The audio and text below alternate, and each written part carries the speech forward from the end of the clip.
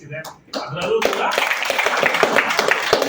ಅದರಲ್ಲೂ ಒಂದು ಫಾರ್ಮ್ಯಾಟ್ ನಿಮ್ಗೆ ನೆಕ್ಸ್ಟ್ ವೀಕ್ ಅಲ್ಲಿ ಸಿಗುತ್ತೆ, ಅಲ್ಲೂ ಕೂಡ ನೀವು ಇನ್ವಾಲ್ವ್ ಆಗ್ಬೋದು, ಅದರಲ್ಲೂ ಕೂಡ ನಿಮಗೆ ಬೆನಿಫಿಟ್ ಸಿಗುತ್ತೆ.